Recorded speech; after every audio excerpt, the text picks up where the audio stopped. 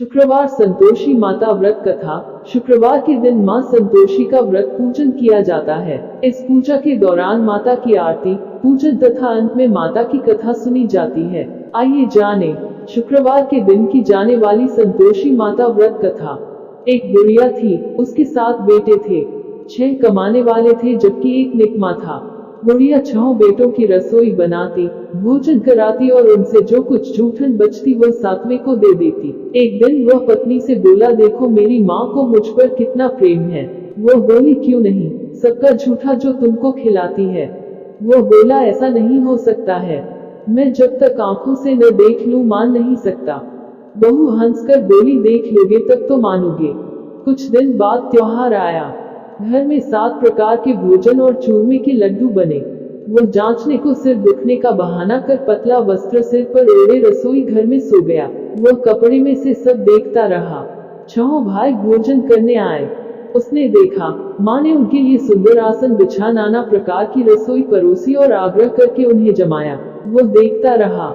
6 भोजन करके उठे तब माँ ने उनकी झूठी थालियों में से लड्डुओं के टुकड़े उठाकर एक लड्डू बनाया। जूठन साफ कर बुढ़िया माँ ने उसे पुकारा, बेटा 6 भाई भोजन कर गए, अब तू ही बाकी है, उठ तू कब खाएगा। वह कहने लगा, माँ मुझे भोजन नहीं करना, मैं अब परदेश जा रहा हूँ। माँ ने कहा, कल जाता हो तो आज चला जा। वह बोला, हाँ आज ही जा रहा हूँ। यह कहकर वह घर से निकल गया। चलते समय पत्नी की याद आ गई। वो गौशाला में कंडे उपले थाप रही थी। वहां जाकर बोला, हम जावे परदेश आवेंगे कुछ काल, तुम रहियो संतोष से धर्म आपनो पाल। वो बोली, जाओ पिया आनंद से हमारो सोच हटाए, राम भरोसे हम रहे ईश्वर तुम्हें सहाय। 2 निशानी आपन देख घरों में धीर, सुधी मती हमारी बिसारियो रखियो मन गंभीर। वो बोला, मेरे पास तो कुछ नहीं, यह अंगूठी है सो ले और अपनी कुछ निशानी मुझे दे। वो बोली, मेरे पास क्या है, यह गोबर भरा हाथ है। यह कहकर उसकी पीठ पर गोबर के हाथ की थाप मार दी। वो चल दिया। चलते चलते दूर देश पहुंचा। वहां एक साहूकार की दुकान थी। वहां जाकर कहने लगा, भाई मुझे नौकरी पर रख लो। साहूकार को जरूरत थी, बोला रह जा। लड़के ने पूछा, तनख्वाह क्या दोगे। साहूकार ने कहा, काम देखकर दाम मिलेंगे। साहूकार की नौकरी मिली। वह सुबह 7 बजे से 10 बजे तक नौकरी बजाने लगा।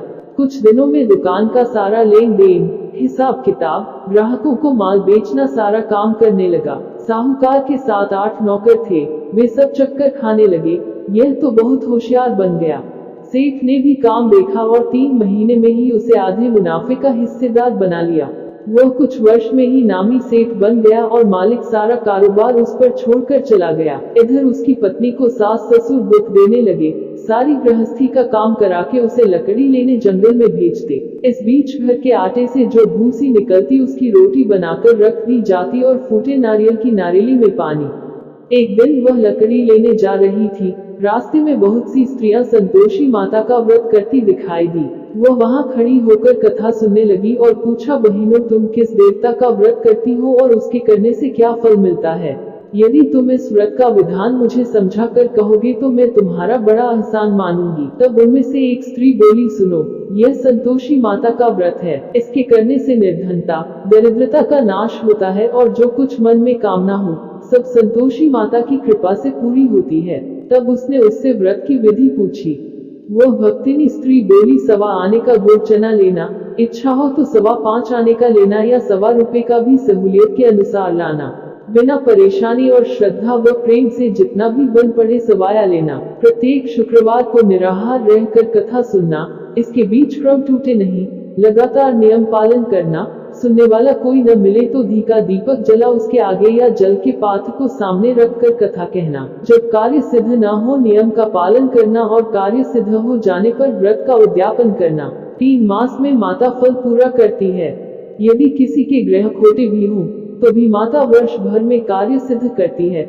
फल सिद्ध होने पर उद्यापन करना चाहिए, बीच में नहीं। उद्यापन में 2.5 सेर आटे का खाजा तथा इसी परिमाण से खीर तथा चने का साग करना। 8 लड़कों को भोजन कराना, जहाँ तक मिले देवर, जेठ, भाई बंधु के हों, न मिले तो रिश्तेदारों और पास पड़ोसियों को बुलाना। उन्हें भोजन करा यथाशक्ति दक्षिणा दे माता का नियम पूरा करना। उस दिन घर में खटाई न खाना। यह सुन बुढ़िया के लड़के की बहू चल दी। रास्ते में लकड़ी के बोझ को बेच दिया और उन पैसों से गुड़ चना ले माता के व्रत की तैयारी कर आगे चली और सामने मंदिर देखकर पूछने लगी, यह मंदिर किसका है? सब कहने लगे संतोषी माता का मंदिर है। यह सुनकर माता के मंदिर में जाकर चरणों में लौटने लगी। दीन हो विनती करने लगी, माँ मैं निपट अज्ञानी हूँ, व्रत के कुछ भी नियम नहीं जानती, मैं दुखी हूँ। हे माता जगत जननी मेरा दुख दूर कर, मैं तेरी शरण में हूँ।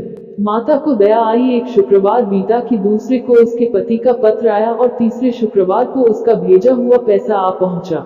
ये देख जेठ जेठानी मुंह सिकोने लगे। लड़के ताने देने लगे, काकी के पास पत्र आने लगे, रुपया आने लगा, अब तो काकी की खातिर बढ़ेगी। बेचारी सरलता से कहती, भैया कागज आवे रुपया आवे, हम सब के लिए अच्छा है।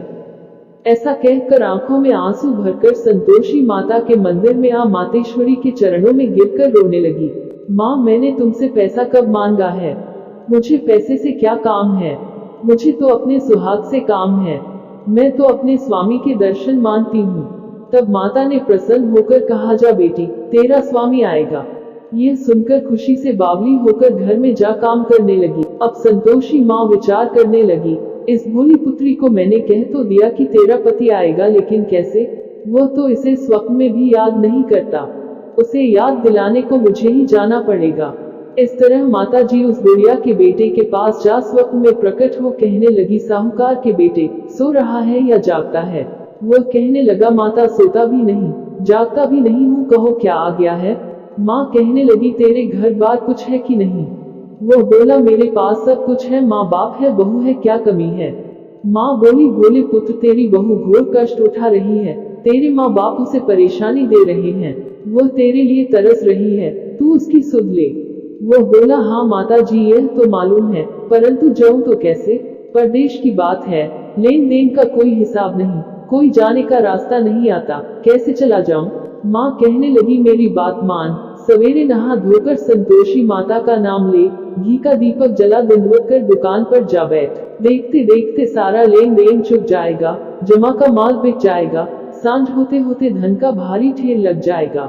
अब बूढ़े की बात मानकर वह नहा धोकर संतोषी माता को दंडवत घी का दीपक जला दुकान पर जा बैठा।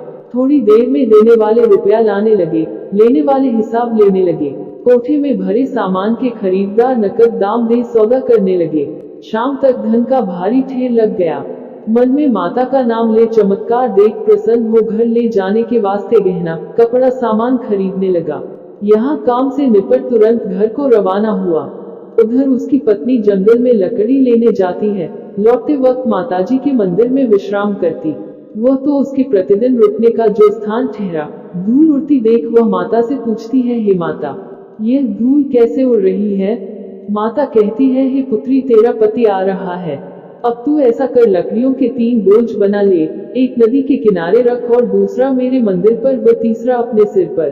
तेरे पति को लकड़ियों का गट्ठर देख मोह पैदा होगा, वह यहाँ रुकेगा, नाश्ता पानी खाकर माँ से मिलने जाएगा, तब तू लकड़ियों का बोझ उठाकर जाना और चौक में गट्ठर डालकर जोर से आवाज लगाना, लो सासू जी लकड़ियों का गट्ठर लो, भूसी की रोटी दो, नारियल के खेपड़े में पानी दो, आज मेहमान कौन आया है?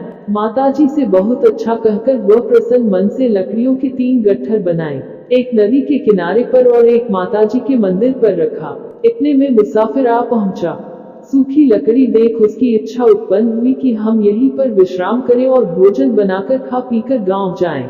इसी तरह रुककर भोजन बना, विश्राम करके गांव को गया, सबसे प्रेम से मिला। उसी समय सिर पर लकड़ी का गट्ठर लिए वो उतावली सी आती है, लकड़ियों का भारी बोझ आंगन में डालकर जोर से 3 आवाज देती है, लो सासू जी लकड़ियों का गट्ठर लो, भूसी की रोटी दो, आज मेहमान कौन आया है?